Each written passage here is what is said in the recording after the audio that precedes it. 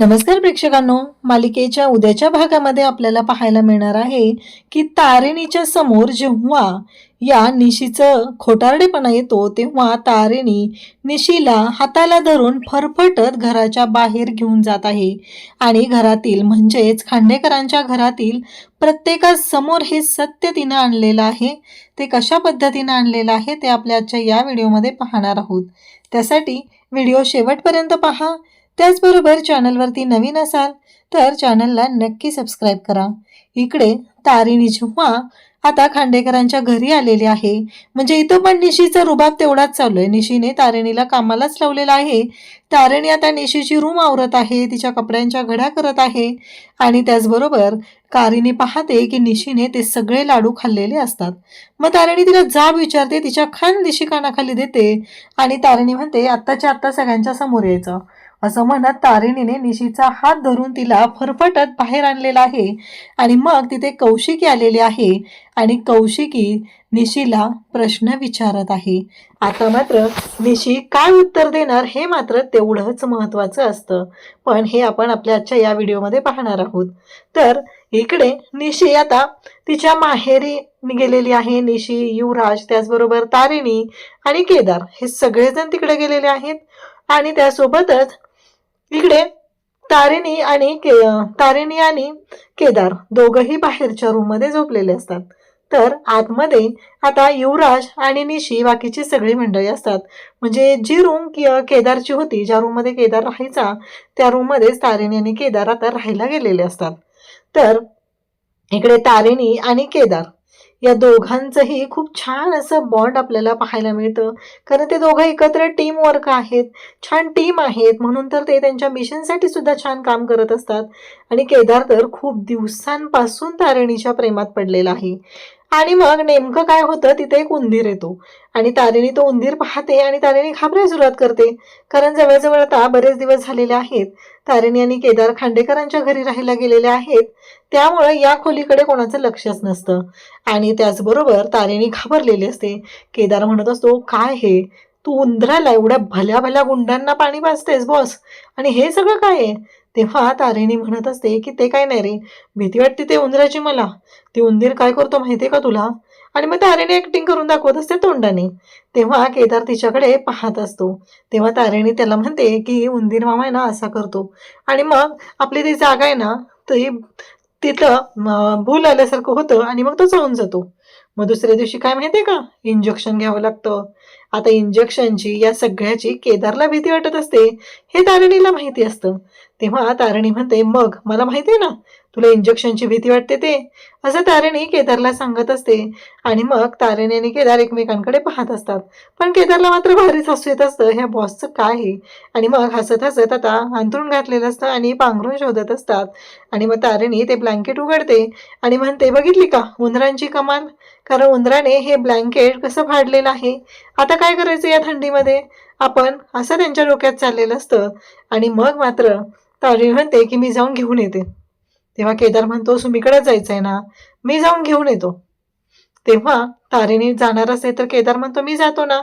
तारिणीला तो म्हणतो, बाहेर उंदीर दिसला आला तर? तारिणी म्हणते ठीक आहे मी थांबते इथं, आणि तारिणी मात्र रूम मध्येच थांबलेली असते। पण केदारला एवढा का वेळ लागतोय, केदार अजून का आलेला नाही, हा प्रश्न तिला सतावत असतो। तिथे मात्र आता रेखाने खूप छान अशी रजई युवराजसाठी आणलेली असते आणि युवराजला म्हणत असते, जावई बापू नवीन आहे, स्वच्छ धुतलेली आहे, अजिबात धूळ नाही आहे याच्यावरती। तेव्हा तो म्हणतो की नाही मला नकोच आहे, कारण इथे एक तर फॅन आहे, निशी तुला माहिती आहे ना आपल्या घरी एसी आहे, एसी मध्ये पण आपण पांघरून घेत नाही, आणि मग मला आता गरम होते ऑलरेडी, त्यामुळे त्या ब्लँकेटची वगैरे काही गरज नाहीये। तेव्हा ती म्हणते, अहो रात्रीचं लागली तर परत कसं तुम्ही मला उठवत बसणार, त्यापेक्षा राहू दे इथं, निशी म्हणते। तेव्हा युवराज म्हणतो, तुला माहिती आहे ना जी गोष्ट या युवराजला आवडत नाही तो त्याच्या समोरही ठेवत नाही, असं तो सांगू लागतो। तेव्हा मात्र मग निशी आईला म्हणते की आई घेऊन जाते ब्लँकेट, नको इथे ठेवायला। आणि आई म्हणते, अगं पण थंडी वाजेल ना रात्रीच्या वेळी, मग काय करणार आहे? तेव्हा मात्र निशी म्हणते की राहू दे।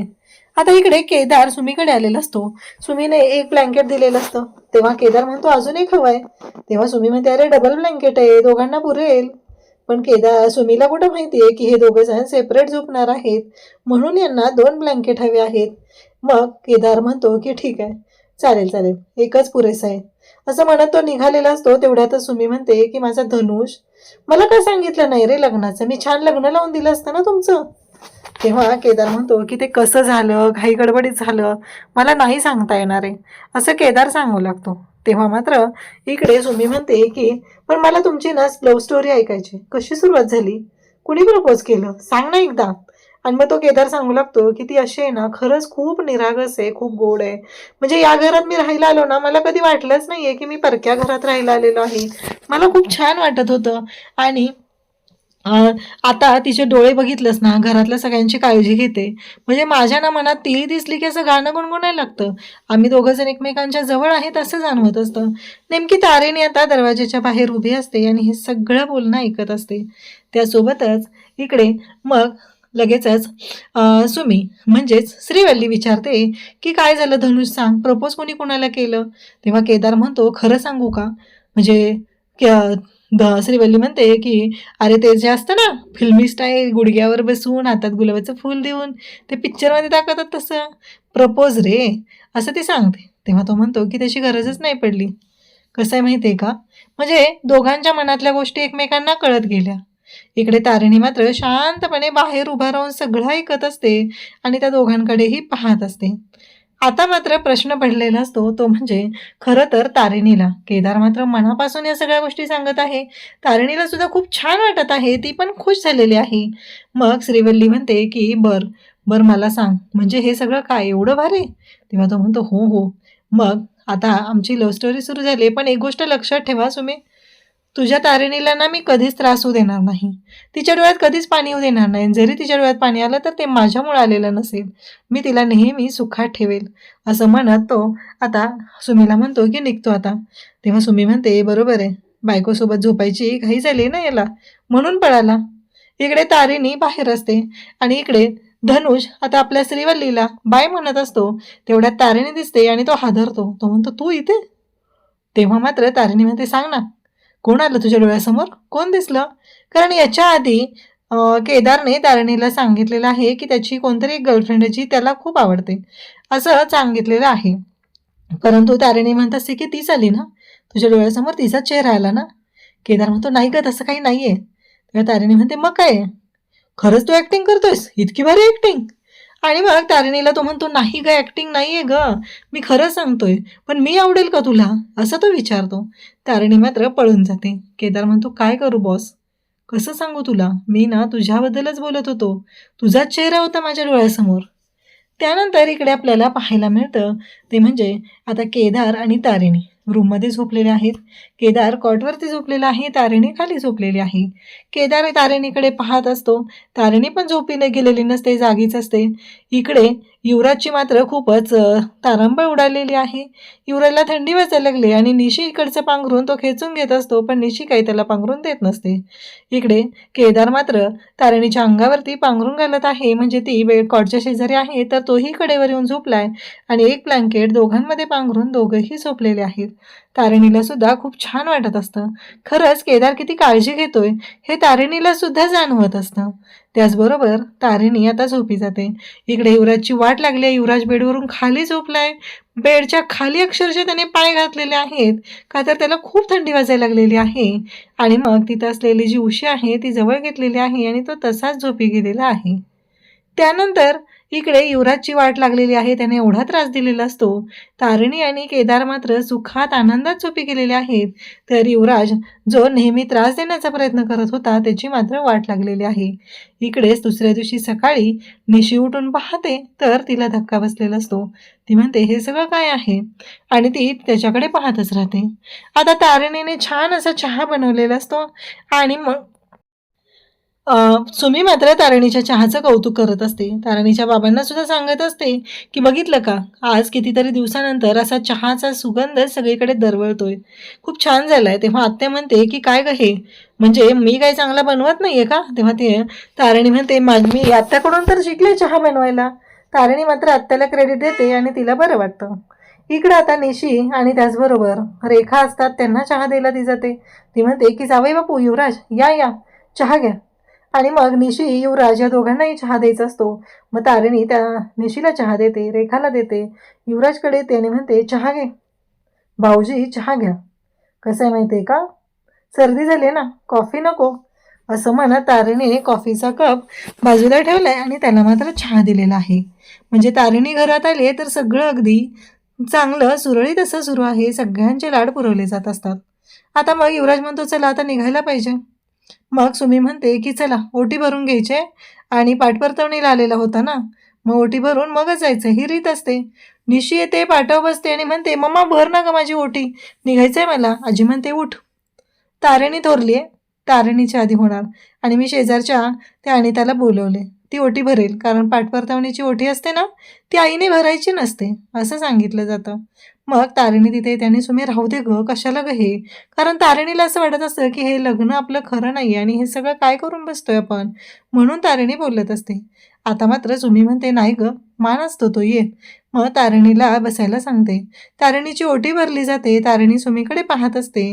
त्याचबरोबर सुमीने गिफ्ट आणलेलं असतं. ते गिफ्ट सुमी तारिणीला देत असते.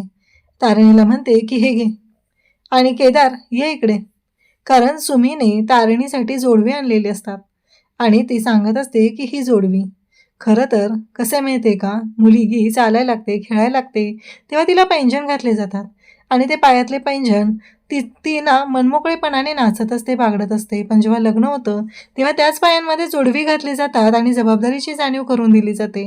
मग तारिणी सुमीला मिठी मारते आणि ती खूप भावूक होते. सुमी, मी तुला सोडून कधीच नाही जाणार कुठं, किती प्रेम करतेस तू माझ्यावरती, खरंच. असं म्हणत ती बोलत असते, मी लवकरच आईला न्याय मिळवून द्यायचा आहे ना, ते झालं की मी लवकरच हे मिशन पूर्ण करून पुन्हा तुझ्याकडे येईल.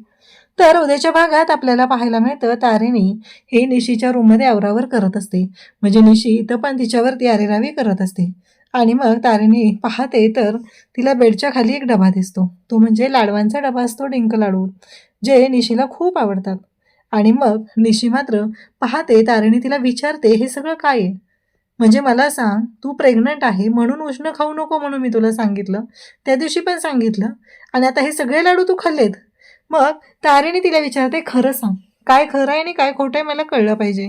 खानदिशी तिच्या कानाखाली वाजवते आणि म्हणते, बाद झालं, आतापर्यंत तुझं खूप ऐकून घेतलेलं आहे. आणि मग तारिणीला खूप राग येतो. खरं तर तारिणी म्हणजे जी बॉस आणि मिशनसाठी काम करणारी तारिणीचं रूप आपल्याला पाहायला मिळतं. तारिणीने निशीचा हात धरलेला आहे आणि तिला फरफटत बाहेर घेऊन आलेली आहे. निशी म्हणत असते, सोड ग सोड, पण तारिणी मात्र सोडायला तयार नसते, कारण निशी खोटं बोललेली आहे. तिने लग्नाच्या दिवशी सांगितलेलं होतं की ती प्रेग्नंट आहे, म्हणून तारिणीने हे लग्न लावून दिलेलं असतं. आणि आता कौशिकी तिथे येते आणि कौशिकी विचारू लागते की सांग निशी, सांग, तारिणी जे म्हणते ते खरं आहे का. आता तिथे सगळेजणच आलेले आहेत, चेतना आहे, त्याचबरोबर पद्मिनी आहे, सगळ्याजणी आलेल्या आहेत. परंतु आता कौशिकी भयानक चिडलेली आहे आणि कौशिकी जाब विचारत आहे. तारिणी मात्र पाहतच असते. अशाच अपडेटसाठी चॅनलशी कनेक्ट राहा. थँक्यू.